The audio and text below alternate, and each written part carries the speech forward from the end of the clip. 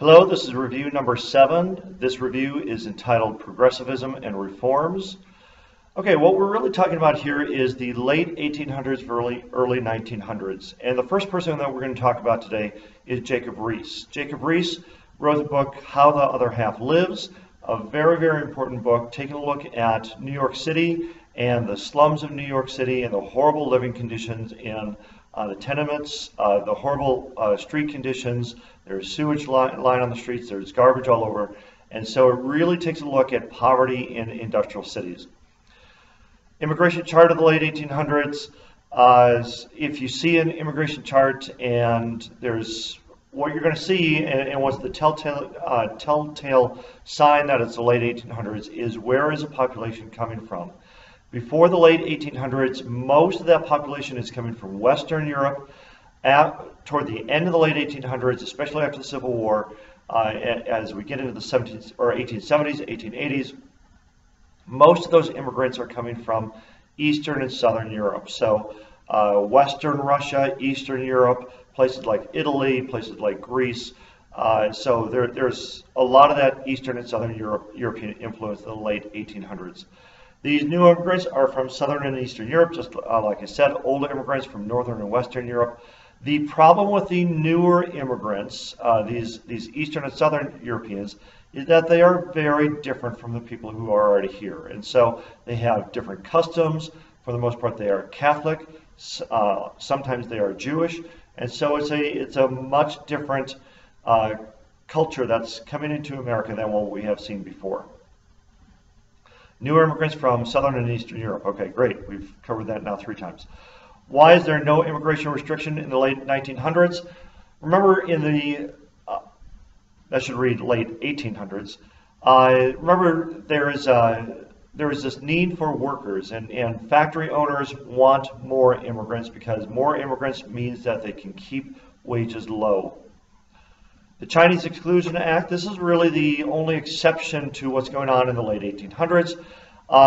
We signed a bill after the railroad is built. We signed a bill that that excludes Chinese immigrants. And for those people already here, that means none of their family members can come to America. So we are encouraging not only Chinese not to come to America, but also the Chinese who are already here to leave because they will not see their families otherwise. All the following added to the, or caused the urban city except? The answer here is the federal improvement investment. The federal government is not going to be involved in improving cities in the late 1800s. There's not going to be any legislation until we hit the progressives in the early 1900s, especially with Theodore Roosevelt, William Howard Taft, and Woodrow Wilson. People moved into the cities because of jobs. People are moving from the south to the north, especially blacks are moving from the south to the north, trying to find jobs. As people are moving out west, some of those people are finding that going out west is too isolating for them, and so they're moving back to the east, and they are looking for jobs. But these immigrants, as they come in, for the most part, they are desperately poor. And they have to stay where they land. And so for the most part, they're coming in through Ellis Island, they're coming in through New York, and they are going to stay in New York and looking for jobs in those cities. But also, New York is not the only city that has these all these immigrants coming in. Most of these eastern cities have a large influx of European immigrants looking for jobs. Sewage problems in the cities. There is no sewage control until the 1870s, 1880s. Sewage is just simply thrown on the street. Now remember, the main form of transportation in the cities is still horses. And so you have horses going up and down city streets. You have oxen going down up and down city streets pulling carts. And all that sewage is there as well. So these cities are horrible smelling, they're terrible places to live in, and there's lots of disease. How did city bosses get rich, or how do they get power, or how do they flourish? By rewarding constituents with jobs and services. So the key person here is a guy named Boss William Tweed. Boss Tweed set up Tammany Hall in New York. Tammany Hall is going to be the Democratic center, the Democratic headquarters in New York. And as immigrants come in, Boss Tweed and Tammany Hall is going to meet them as they get off the boats. And Boss Tweed is going to offer these people jobs. He is going to give them hams at Easter and Christmas. And he is going to kind of watch out for these people. But in response, these people are going to vote for Boss Tweed, and which means that the Democratic Party in New York City is going to be very, very strong. It's also going to be very, very corrupt. So anybody running against Boss Tweed is not going to win, or Tammany Hall is not going to win. Tammany Hall, we just covered, the Democratic headquarters, Boss Tweed. Oftentimes you'll see Boss Tweed, and any wealthy person for that matter, in a cartoon they are always fat, these fat cats. And so Boss Tweed is certainly depicted that way. There's a cartoon that pops up a lot of times where Boss Tweed is leaning against an election booth, and right in front of him is the voting box. And as people are coming up, they're putting their votes in the box. And the caption down below says, "He who counts the votes wins." And in this case, Boss Tweed is the one counting the votes. And so, not ironically, he is going to win, or his Democratic nominees are going to win over and over and over again. Thomas Nast. Almost any cartoon that you see of the late 1800s comes from Thomas Nast. Thomas Nast is a critic, a very vocal critic of Boss Tweed, of Tammany Hall, but he's also a critic of government corruption. So any cartoon that you see of the late 1800s generally comes from Thomas Nast. Cartoon political machine buys votes. We have already talked about that. The cult of domesticity. The cult of domesticity, of course, is this idea that women are staying at home and their job is to make sure that the house is taken care of, that the carpets are the same color or the correct color, that they're trying new recipes, that everybody's dressed in the updated fashions. And so, especially in the late 1800s, women are they're the ones that are going to hold the social status in society. They're going to hold the family social status in the late 1800s.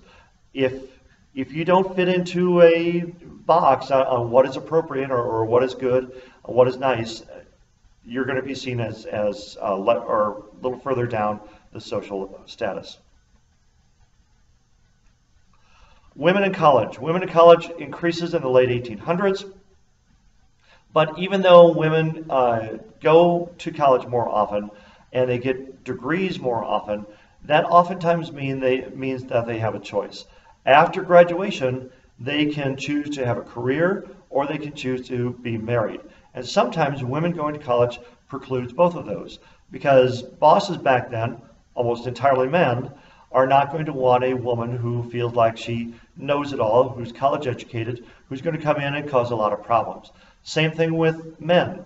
Men back then are not going to look for a wife who's college educated and is going to be, the fear is that they're going to run the family and they think they know everything. And again, coming up to the late 1800s, it's the man who is running the house. It's the man who makes the rules in the home.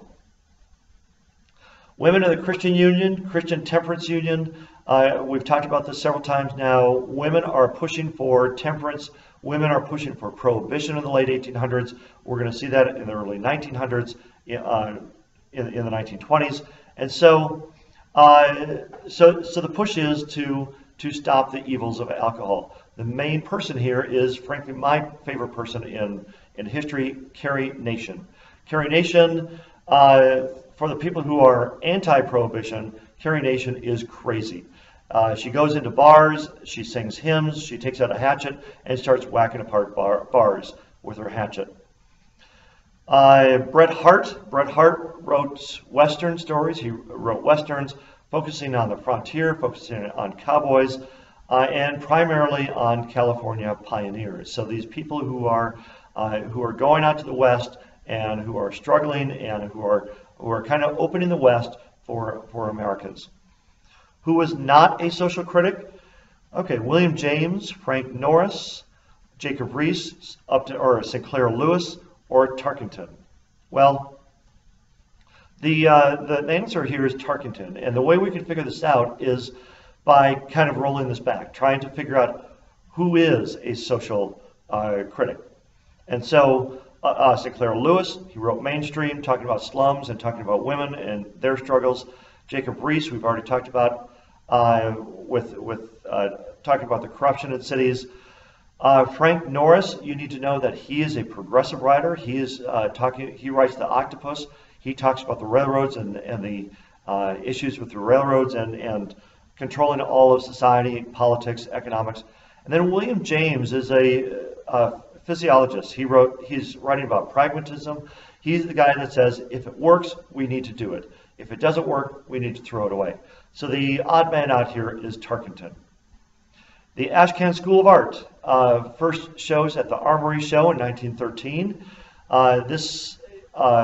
This School of Art, or the Ashcan School of Art, the Armory Show, is really big into Impressionist paintings and Modernists. Impressionist paintings is kind of like, if you can imagine, you're walking down a street and there's lots of fog. Nothing is really sharp lines. Everything looks a little blurry, and that's what Impressionism is there's no real definition in the picture. Everything is just this impression of what the picture should look like. For the middle class, you can tell if you're middle class because they are buying ready-made clothes. Remember, this is the age of factories. We are producing clothes easier and cheaper and faster than ever before, and so it's these cheap store-bought clothes that the middle class is wearing. For the lower class, of course, they're wearing almost homemade clothes. They don't have money to buy these ready-made clothes in the stores. If they do, it's for going to church on Sunday. It's their Sunday clothes. So they only have one set of clothes. Farmers and the railroads. We've talked about how the railroads encourage the farmers to move out to the west with the promise that, hey, if you do this, we will ship your crops for a cheaper price. We will lower the price on our railroad rates to get those crops to market. Well, the railroads are going to go back on that deal because what they're going to find is that railroads are going to cut or give discounts to places like, or to people like Rockefeller and Carnegie to ship their oil and to ship their steel, and they have to make up that money someplace. And so they are going to raise the rates on farmers because the farmers have to use the railroads to send their crops into market. So as big businesses are getting railroad rate cuts, farmers are seeing those rates rise. Munn versus Illinois. This is one of the cases where again, the government is not protecting the farmers. It found that states cannot regulate railroads. In an earlier court case, it was found that states could regulate railroads. They could set railroad rates, which is a big deal because farmers have quite a bit of power in their state. If you are a farmer in Kansas, you are voting for the state legislature, and so they have to listen to the farmers in Kansas. But because these railroads go between states, all of a sudden that is interstate trade, and the entity that governs that is the federal government. The federal government is not really, they don't really care all that much about farmers because farmers, even if they do vote, they cannot vote for their national legislature. They don't vote for their national senators. The Pendleton Act. The Pendleton Act is in a response to President Garfield's assassination, which was over civil service jobs. And so the Pendleton Act takes away this idea of the spoils system that was set up by Andrew Jackson. Remember, there's lots of corruption by this. Presidents come in, they hand out all these jobs, these great jobs to different people, and there's a lot of corruption in that these people are bribing the president. They're trying to do the president favors in order to get these jobs. And so the Pendleton Act puts a stop to the spoils system. Tariffs in the post-Civil War era. Again, we have to remember who are the presidents between the Civil War and between really World War I. Most of the presidents, except for Cleveland, and then we get into Wilson, most of these presidents are Republican presidents. So we can make some generalizations. If you know nothing else, if you're writing an essay and you're trying to figure out, okay, I have a question about the 1870s, what do I know? Well, you know that for the most part, they're going to be Republican presidents, so you can make some generalizations. You can generalize that these Republican presidents are going to not regulate businesses. They're going to be laissez-faire. They're going to be hands-off of government. They are also going to continue to protect businesses, and so they are going to keep the tariffs high, and they are going to raise the tariffs to protect those businesses. So it's important to always put things into the time period. If we have the early 1900s, then you're thinking all of a sudden you're thinking about President Theodore Roosevelt, William Howard Taft, and Wilson. All three of those are reformers, even though Taft and Roosevelt are actually Republicans. The coinage of silver, the populace. Remember, the populace are farmers. The populace are really doing their thing just before 1900. The progressives are doing their thing right after 1900. The populace are watching out for the farmers. They're trying to do whatever they can to help the farmers. And the populace suggest that we need to, in fact, they demand that we need to coin silver money, which would inflate the currency. It would make it easier for farmers to pay off their debts. The crime of 73, this is under President Grant. Now remember, not coincidentally, the Panic of 1873. So the crime of 73, the demonetization of silver. So we are no longer going to be using silver in our money supply, only gold. The idea here is to slow down the economy, to stop, to reduce speculation on different things, to keep people from borrowing too much money, and to keep people from going into debt. It doesn't work. It only deepens the Panic of 1873. So 20 years later, we had the Panic of 1893. And the key figure in the Panic of 1893 is Jacob Coxey. Jacob Coxey, first of all, the Panic of 1893 is about gold, is over speculation of gold. Panic of 1873, we talked about yesterday, is last time I should say, for me it was yesterday, the Panic of 1873 is over speculation on the railroad.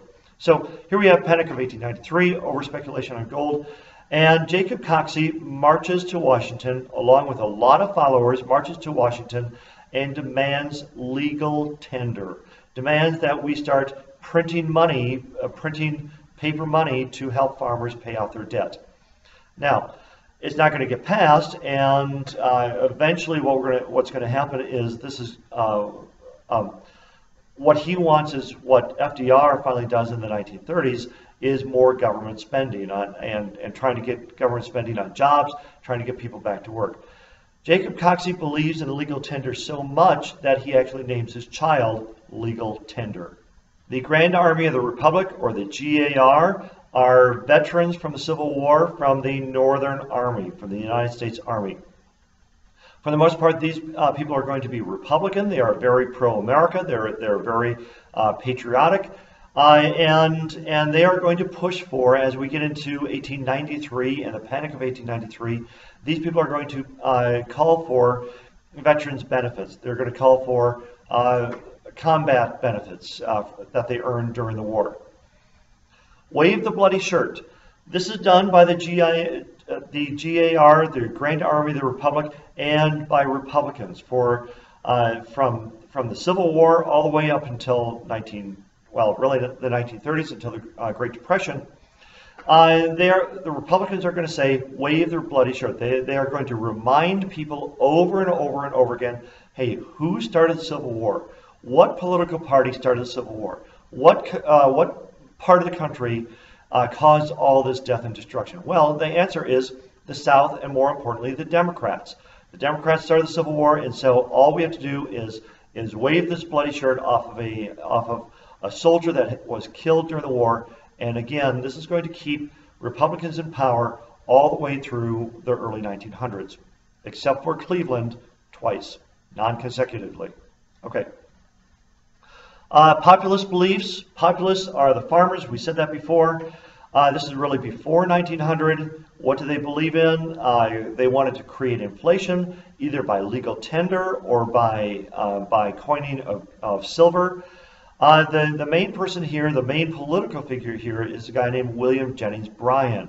William Jennings Bryan, as he's running for president in 1896, he gives his cross of gold speech, saying that America should not be crucified on this cross of gold.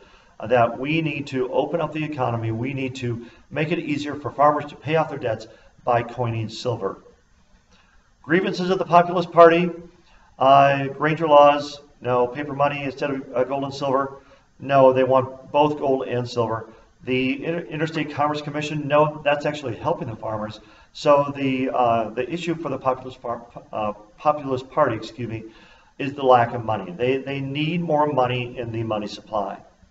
The Populist Party, what do they want? They wanted coinage of silver. They wanted the nationalization of banks and the railroads. What this means is that the federal government would take over the banks, the federal government would take over the railroads. The idea here is that the federal government takes it over, instead of they being private industries, farmers might get a better shake. They might get a better opportunity to have lower rates for the railroads, to get better rates for mortgage rates for loans from banks. They want cheap government loans. They want a graduated income tax. What that means is if you're poor, you pay a less percentage of your income in income taxes. If you're wealthy, you pay a greater percentage of your income in income taxes. They want government regulation of the telegraph and initially, or in the early stages of the telephone, because they want these standardized rates where they are not going to be charged for a higher price than somebody who's wealthy. But also, if the government takes over the telegraph, that probably means more places are going to have the telegraph, and more places are going to be able to have the telephone here in just a little bit. And most importantly, for the Populist Party, they want the direct election of senators. Remember how the election of senators worked up until the late 1800s. You have the people of the state voting for the state legislatures. Then the state legislature is going to select the national senator. So if you're in Kansas, you're a farmer, you vote for the Kansas legislature. They then select the senator from Kansas to go to Washington, D.C. That selection, that senator then has to report back to these wealthy legislators in Kansas and not to the farmers. So the farmers want to have this direct election of the senators. They want to have these senators have to listen to them in order to get elected. The election of 1896, this is between William Jennings Bryan and William McKinley. The major difference between the two is the use of silver for money, the coinage of silver for money. Of course, Bryan wants it and McKinley doesn't. McKinley is supported by big business. Lots of money is given to him by both Rockefeller and Carnegie. William Jennings Bryan runs what's called a grassroots campaign. Very cheap. He doesn't have a whole lot of money to run against McKinley. The new Manifest Destiny, starting in the late 1890s. Remember Manifest Destiny, 1840s, 1830s, 1840s. We go from the East Coast to the West Coast. Now we've taken over the entire continent of what we know today as the United States. Now we are looking for something different. Something new. We are now a generation past the Civil War, so all the death and destruction is a little, people are not so worried about that anymore. They're not so scarred by that anymore. And so now we're looking at creating an empire, because all the cool kids are doing that. Don't write that in an essay. Don't say all the cool kids are doing that. But all the cool kids are. France is creating an empire. Spain is creating an empire. Russia's creating an empire. Britain is creating an empire. All these countries are creating empires, especially in Africa, but also in Asia. Well, because of the Civil War, the United States is a little late on the scene, so we want to create an empire as well by taking over other lands. Okay, which leads into the next part here. Seward's Folly, Alaska, 1867. This is right after the Civil War, of course. We buy Alaska from Russia. Of course, what do we get from Alaska? First of all, this is called Seward's Folly. William Seward was the Secretary of State under Lincoln and then under Johnson. When he buys Alaska, everybody in America thinks it's a joke. Why do we need Alaska? That's dumb. There's just a whole lot of ice up there and polar bears. We don't need either one. But we wind up getting three things out of Alaska. First of all, we get lots and lots and lots of gold from Alaska. Secondly, we get lots and lots and lots of oil from Alaska. And finally, in the 1950s, we discover that Alaska is really near the Soviet Union. And so it's a great place to spy on the Soviet Union. It's a great place to watch and see what the Soviet Union is doing. The Pan American Conference in the 1880s set up a free trade zone between North America and South America and Central America. No taxes between the continents. And so we can ship cheap foreign goods from the South or from South America into North America. It's really an attempt to get along with both South America and Central America. This is under Grover Cleveland, 1884. Of course, Grover Cleveland is a Democrat. He wants these cheap goods to come into America. Later on, of course, Republican presidents are going to put a clamp on this. And raise tariffs. We are not going to allow those cheap goods into America. Spanish-American War, 1898. A lot of times there's a comparison between the Mexican War and the Spanish-American War. Remember, Mexican War, 1847, 1848, lasts for about a year and a half. The Spanish-American War is a very popular war, only lasts for about 9 months. And the ultimate goal was to get Spain out of Cuba. At least that's what we're telling the American public. The battleship Maine mysteriously blows up in Havana Harbor, and because of yellow journalism, because of people like Pulitzer and William Randolph Hearst, they are sensationalizing this whole thing, saying that the Spanish attacked Americans, which in fact was not true, which leads us into the Spanish-American War. One person who comes out of the Spanish-American War as a war hero is Theodore Roosevelt. He resigns his job as Assistant Secretary of the Navy and winds up leading the Rough Riders in Cuba. The Teller Amendment and the Platt Amendment. Don't get these two confused. The Teller Amendment is in 1898. This is during the Spanish-American War. This is the goal for the war, to give Cuba its independence. And once the war is over with, congratulations, Cuba, we've kicked out Spain. You can now run your own country.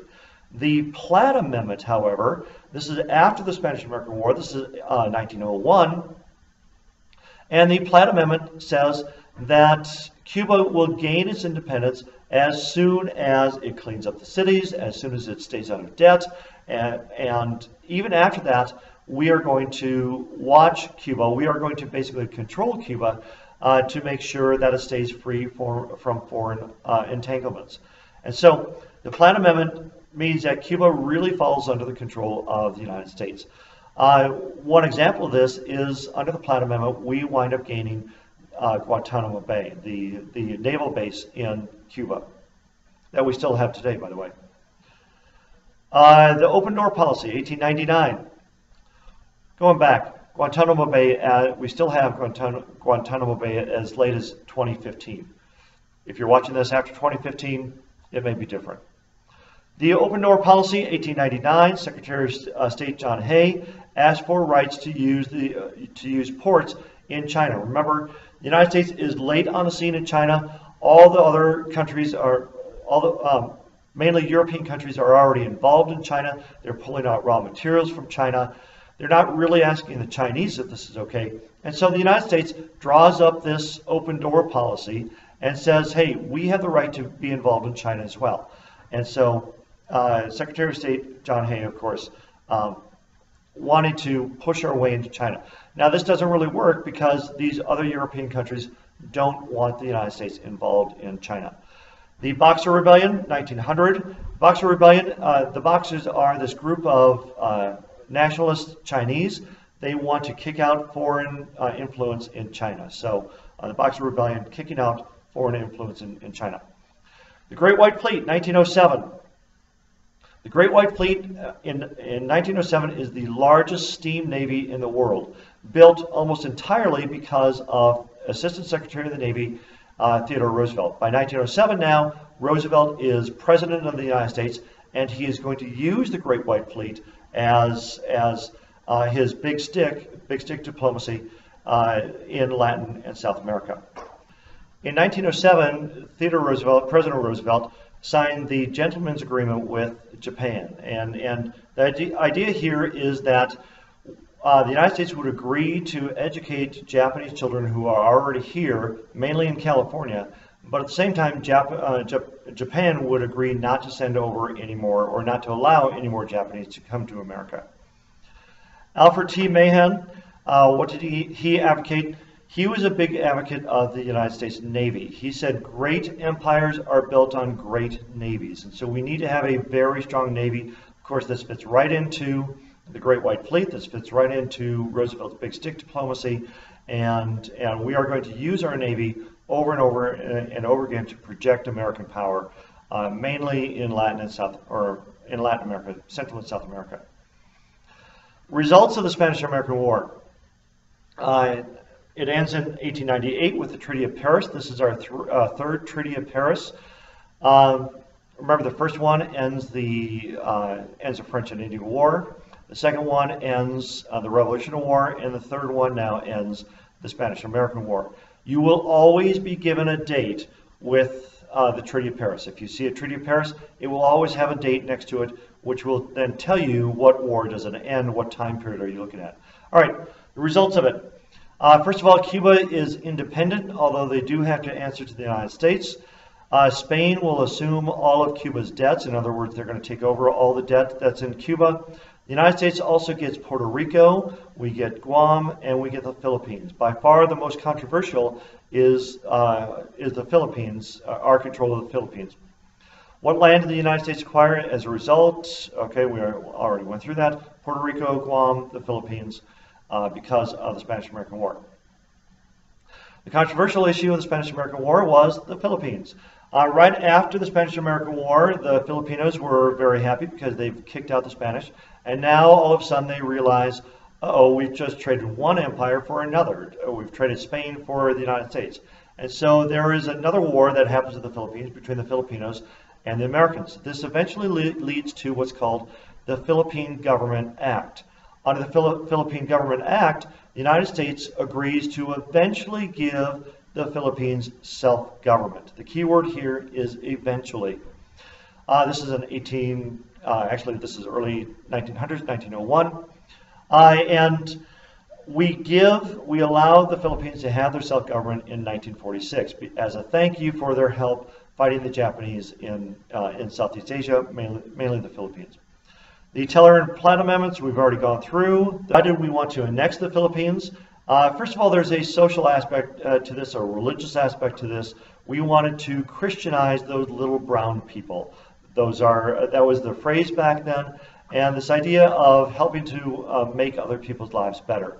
But probably the most realistic reason why we get involved in the Philippines and why we want to annex the Philippines, control the Philippines, is because we need naval bases throughout the South Pacific, throughout the Philippines, and we need places for our steamships to stop, refuel, coaling stations to bring on more coal, fresh water stations to bring on fresh water, and so we need these different places throughout the South Pacific.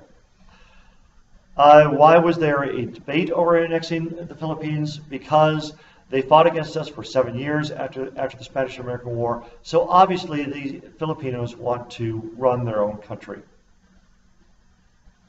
Why was there an anti-imperialist, or why did anti-imperialists oppose annexing? Because we were making a colony.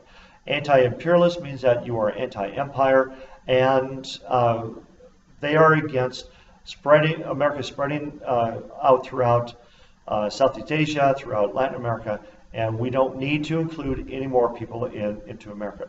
Part of this, there's a racist string that goes through this as well. We don't need to include any more people that are not white into America. It's kind of the underlying thing here.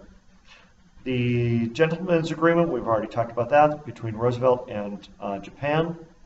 Why did Roosevelt make California take Japanese kids in school? Again, we've already talked about that. The Roosevelt Corollary. The Roosevelt Corollary is an addition to the Monroe Doctrine. If you remember, the Monroe Doctrine says that European countries will stay out of the Americas, and the United States will stay out of European countries. So the Roosevelt corollary to this says that the United States has the ability, has the right to intervene in Latin American countries if we see that they are unstable. And so we need to, for the United States, we are going to send troops down into these countries if we think that they are being threatened, if we think that they're going to fall to communism in the 1950s, 1960s. And so it's this addition to the Monroe Doctrine. The open door policy, we've already talked about that. That's with China. Booker T. Washington. Booker T. Washington, an escaped slave, and after the Civil War, he is promoting this idea of African Americans need to help themselves. African Americans need to prove themselves before whites are going to give them more independence, before whites are going to give them more economic opportunities. And so as soon as blacks prove their worth, then whites will give them these other opportunities. Whites like this guy because he is not threatening. Whites are saying, yes, we agree with this because prove yourselves, prove that you can behave, prove that you are not going to riot, prove that you are going to be good Americans, and then we will give you more opportunity. Of course, there's not a timeline on this. There's no real guidelines as to what it means to prove yourself. You just have to prove yourself over a long period of time. The Atlanta Caponium, or the Atlanta Expedition, said that first of all, this is where Booker T. Washington really makes a name for himself. This is where he becomes a national figure. And again, he is saying that blacks will get equal economic opportunities when they prove themselves to whites. Plessy versus Ferguson is passed in 1896. This is initially directed at the railroads, segregating the railroads. And the Supreme Court said that as long as things are equal, they can be separate. So this sets up separate but equal. Now, even though that this is initially directed at railroads in 1896, for the next 50 years, almost 50 years, this is going to be the law of the land throughout the South. Separate but equal. The problem is, there's a couple of problems with it. First of all, separation is never equal, and separation is never okay. This idea that whites are in one place and minorities are in another place, as long as things are equal. And again, things are never equal. Eventually, this is going to be overturned by Brown versus Board of Education of Topeka. What didn't put blacks into an inferior position after the Civil War through 1877? Now remember, 1877 is a key year because this ends Reconstruction. So the answer here is Reconstruction. Obviously, poll taxes put blacks into an inferior position. Literacy tested, Jim Crow laws, these very specific laws on what blacks could and could not do throughout the South. So Reconstruction, if you remember, actually helps blacks because now they're able to vote. They're protected. Their voting rights are protected as long as the United States military is watching over things. W.E.B. Du Bois. His belief was, first of all, he's black. His belief was immediate equality, equal influence over politics, over economics. He stressed equality and education, equality across the board. Immediate, none of this, we have to prove ourselves. We've already proved ourselves. We demand equal treatment. Now, there's a lot of comparisons between Booker T. Washington and Martin Luther King Jr. and W.E.B. Du Bois and Malcolm X. And so you might get that question, or in a synthesis to a paper, you might have to think about making those links, and that's a great link to make. The purpose of the NAACP. The NAACP, first of all, stands for National Association for the Advancement of Colored People. Is set up in 1909, and the idea is to fight for civil rights for mainly blacks at first. Today, the NAACP will fight for anybody's civil rights if those civil rights are being trampled on. Changes in civil rights after Reconstruction. Now, remember, Reconstruction ends in 1877. There's a decrease in black civil rights. They are dramatically not allowed to vote. only a fraction of the blacks in the South are allowed to vote, which means there's hardly any black influence in Southern politics. The amendments are not enforced. The 13th, 14th, and 15th Amendments are not enforced. 13th Amendment, of course, abolishes slavery. 14th Amendment makes black citizens, and 15th Amendment gives black males the right to vote. Which African American leader demanded immediate economic and social equality for them? The answer here is W.E.B. Du Bois. Jim Crow, define Jim Crow. Jim Crow is this segregation throughout the South. It is many times, most times, it is legalized segregation throughout the South. Blacks, by law, could only do certain things. There's white and black everything, there's white and colored everything. There's white and colored drinking fountains. There's white and colored places in movie theaters. There's white and colored waiting rooms. There's white and colored offices. Everything in the South is segregated because of Jim Crow. Progressivism was, now progressivism is right after 1900 is when progressivism really picks up. And so let's make sure we separate populism and progressivism. Populism is before 1900. It's really focused on agricultural issues. It's really focused on the farmers. Progressivism is focused on poverty in the cities. It's focused on trying to make people's lives better in the cities. Progressive reformers are mainly the middle class. We've talked about this before. Anybody who's reforming is generally in the middle class. The wealthy don't want things to change, generally, and the poor don't have the time to change, or don't have the energy to change things. They don't have the political sway to change things. And so progressivism are these reform movements by the middle class trying to help out people in the cities.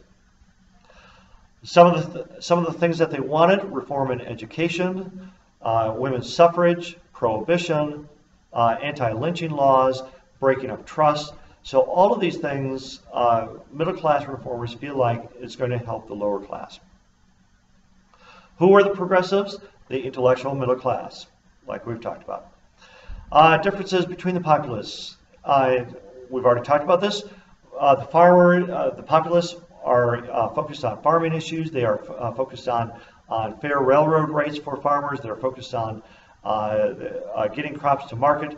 They're also focused on banks. They're focused on trying to get more money into the money supply, the silver standard. And the progressives are mainly focused on the cities. I think I used focus a lot there. Why didn't the progressives last? The progressive era really ends at the start of World War I, because before World War I, remember what we're doing with Wilson, Taft, and Roosevelt? We are breaking apart trusts. We are breaking apart monopolies. We're trying to make things fair for the workers. Well, during World War I, we want those companies to come back together. We want those companies to merge so they are more efficient in making things. Our sole focus in World War I is winning the war. It's not these different reforms. Thorstein Veblen, AP loves this guy, so make sure you know who this is. Thorstein Veblen writes The Theory of the Leisure Class. He talks about conspicuous consumption, mainly in the early 1900s, right after World War I, and into the 1920s, talking about this new group of Americans who have expendable income now, disposable income, and they're just buying, and if something wears out, they just simply throw it away and buy something new. The role of muckrakers in the progressive movement. Muckrakers are these writers. They're these investigative reporters that are uncovering all the bad stuff going on in factories. The word muckraker comes from the meatpacking industry, where you would scrape away the muck, or you would rake away the muck, so you see all the terrible things down below, all the terrible meat down below. What concerned women in the early 20th century factories? Mainly worker safety, worker hours, better pay, maternity leave. Before the progressive movement, women would have a baby one day, and they would have 2 days off until they had to be back at work. Otherwise, they would be fired. So all of this stuff, especially safety in factories, but also, of course, work hours and pay. Women's suffrage, what produced sympathy for women's suffrage? World War I. As women are getting into factories, they are proving their worth, and almost as a thank you after World War I, there's this support for women's suffrage. Who oppose women's suffrage? Women's groups actually oppose women's suffrage because many of these women groups are afraid that they are going to lose influence with their husbands and with their sons in the home. If women are allowed to vote, then men are going to say, well, I'm just going to cancel out your vote. And so women had a lot of influence in the house that they're afraid that they're going to lose. Margaret Sanger advocated birth control, which is very controversial in the early 1900s. Anything that deals with birth control or the mention of sex in public, this is going to be a real issue. And so she advocates birth control to escape poverty. The more kids you have, the poorer you are. Yeah. So this idea that by having fewer kids, you are more likely to pull yourself out of poverty. Who backed temperance? Women, and we've talked about this before. We talked about this with Carrie Nation. We talked about this in the late 1800s. We talked about this before the Civil War. Women are in the late 1800s, early 1900s, pushing for temperance, pushing for prohibition because of all the issues that are caused by the usage of alcohol. The Jungle is written by Upton Sinclair. This is a very important book. Now, Upton Sinclair does not actually write The Jungle to change the meatpacking industry, although that's what it eventually does. The Jungle is written by Upton Sinclair as support of socialism. And so this is the early 1900s. Things it doesn't look like capitalism is working for most Americans. And so Upton Sinclair is pushing for socialism by showing all these terrible things that are going on. Now, the thing that everybody latches onto is the meatpacking industry. And eventually this leads to the Meat Inspection Act and other reforms as well. But the main thing here is the Meat Inspection Act. Mueller versus Oregon. In this case, this is a progressive reform. This is a progressive law. Women win shorter working hours, maximum.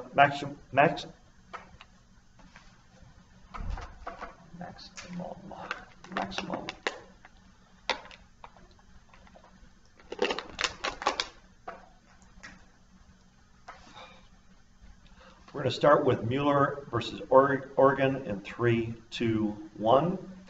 Mueller versus Oregon. Women win shorter working hours, a maximum.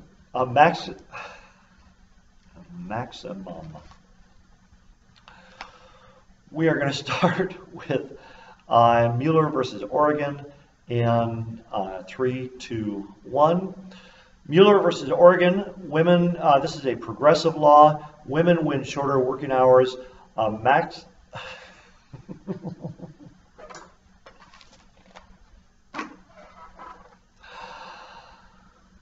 Maximum. We are going to start with Mueller versus Oregon in 3, 2, 1. Mueller versus Oregon. Women are going to win a shorter working hours, a maximum of 10-hour days. And this is obviously a progressive law. So when we're talking about progressivism, Mueller versus Oregon is a great example. John Muir and conservation. Conservation, another progressive reform. John Muir was pushing for conservation, was pushing for saving national forests, for setting aside national forests so future generations could see this. He has a friend in Theodore Roosevelt, in President Roosevelt. President Roosevelt loves the outdoors, and both Theodore Roosevelt and John Muir are going to push for these national parks. Theodore Roosevelt and trust busting. Theodore Roosevelt is known as the great trust buster, even though his successor, William Howard Taft, breaks up more trust, and Woodrow Wilson even breaks up more trust. But Theodore Roosevelt is known as the great trust buster. Roosevelt, his belief is that there are good trusts and there are bad trusts. We need to break up the bad trust and we need to allow the good trust to exist. The Northern Security case shows this. Northern Securities Company is actually broken up under the Sherman Antitrust Act. But it does show that there are some cases where trusts, where monopolies are good, and they are not squishing, or they're not squashing competition. The Hepburn Act and the FTC stands for the Federal Trade Commission. It gives teeth to the Interstate Commerce Commission, the ICC. The Hepburn Act allowed the ICC, the Interstate Commerce Commission, to regulate railroad rates and to end free passes to politicians, who then would protect railroads. The 1912 election, this is very much like the 1860 election. If you remember, in the 1860 election, there are 4 people who are running. The Democrats were split, which allowed Lincoln to win with a minority of the, with only about 40% of the population, popular vote. In 1912, the same thing is going to happen. The Republicans are going to split in this case between William Howard Taft and Theodore Roosevelt is going to run as a bull moose candidate, and this is going to allow the Democrat to win. This is going to allow Woodrow Wilson to win in 1912. Theodore Roosevelt and New Nationalism believed in his 1912 platform. This is when he's running for the Bull Moose Party. He believed in equal opportunity for all, meaning blacks, whites, women, men, equal opportunity for all. Wilson and his New Freedom, his 1912 platform said economic freedom, but also that means we need to break up trusts. There's any trusts out there are bad trusts, and we need to break those up. If you ever see a cartoon of President Wilson, he is usually dressed in a cap and gown, like a college cap and gown, a graduation cap and gown.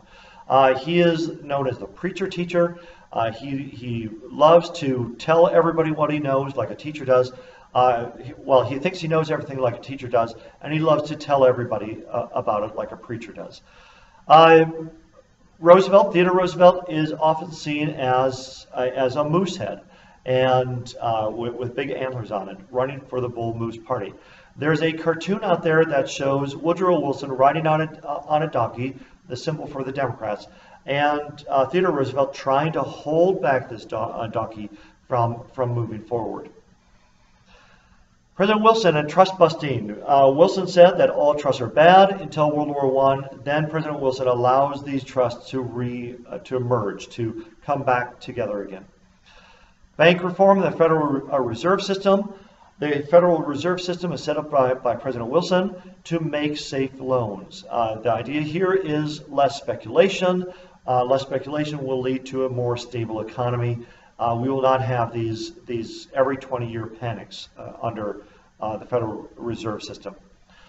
President Wilson is generally considered a decent president, except for a couple things. First of all, he's very inflexible. We see this with the Treaty of Versailles. He's not willing to go back on anything on the Treaty of Versailles that he helped negotiate, which leads the United States to never sign the Treaty of Versailles and to never join the League of Nations. Also, President Wilson is one of our most racist presidents. He's very closely aligned to the KKK. His favorite movie is Birth of a Nation, which was actually a movie made by the KKK. All right, our collection of dates here. Number 1, the demonetization of silver in 1873, called the Crime of 73. Number 2, the Chinese Exclusion Act, 1882. Number 3, the Pendleton Act, 1883. This is a result of Garfield being assassinated. Number 4, Hull House is established, 1889 in Chicago. Number 5, Plessy versus Ferguson in 1896, which then is going to be overturned in the 1950s by Brown versus Board. Number 6, the Cross of Gold speech in 1896. Number 7, the Spanish-American War in 1898. Number 8, the Platt Amendment in 1901. Number 9, the Pure Food and Drug Act is passed because of Upton Sinclair's The Jungle in 1906.